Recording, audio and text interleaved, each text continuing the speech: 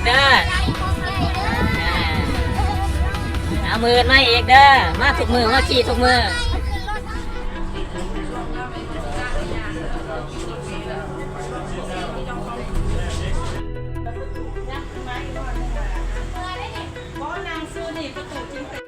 ได้สู่รถเมล์ด่วน BRTA จะมุ่งหน้าไปทางเมืองจางปามุน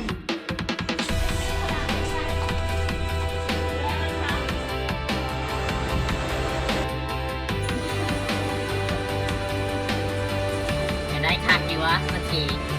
ขักอยู่นอกมือมาอีกเด้อ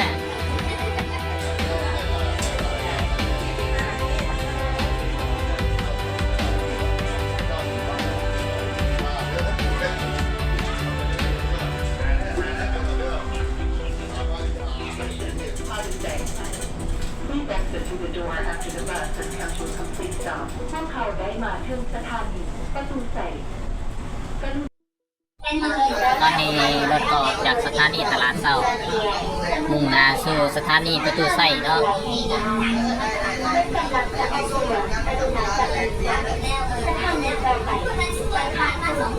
สถานีขาคุณก่อนแต่จังสถานีประตูไส้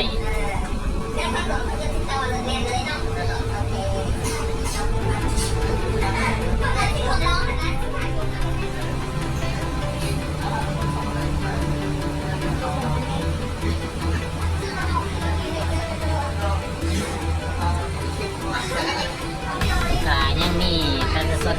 หลายคนอยู่ยังมาตั้งเข้าใจเนาะว่าแม่พี่น้องเขามาท่านใส่รถจนต่อเขามาแลนอยู่เล่นของ BRT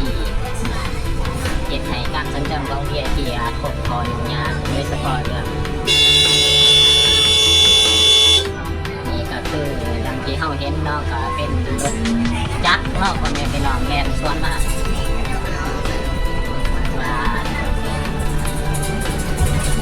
ของ BRT หรือว่าเส้นทางของ BRT รถ BRT เป็นสมวนไว้ยังมีที่แลนด์น้องก็น้องขนาดเพื่อความปลอดภัยเนาะก็พยายามบ่เข้ามาเล่นเพิ่นวันใน2วันที่1ครับวันที่5นี่เพิ่น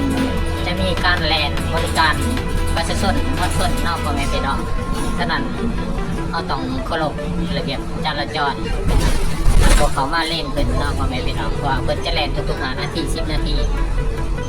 สถานีพิพิธภัณฑ์ป้องกันความสงบคือว่ามีผู้โดยสารหลายเนาะพ่อแม่พี่น้องว่าเป็นจุดที่ใกล้ฐานรองหลายที่สุดนี่ก็คือพ่อแม่พี่น้องประชาชนธรรมทาน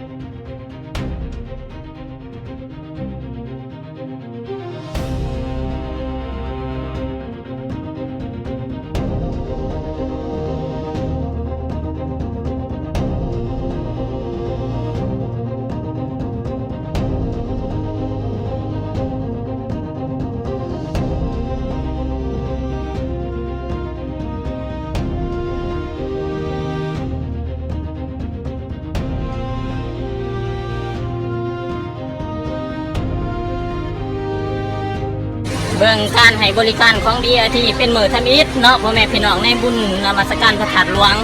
ถือว่าม่วนส้นให้ความสนใจและการบริการเป็นอย่างดีเนาะพ่อแม่พี่น้องถือว่าเป็นการอำนวยความสะดวกที่สะดวกสบายเพื่อลดการแออัดการมาเที่ยวบุญนมัสการพระธาตุหลวงปีนี้เนาะถือว่าม่วนส้นหลายเนาะพ่อแม่พี่น้อง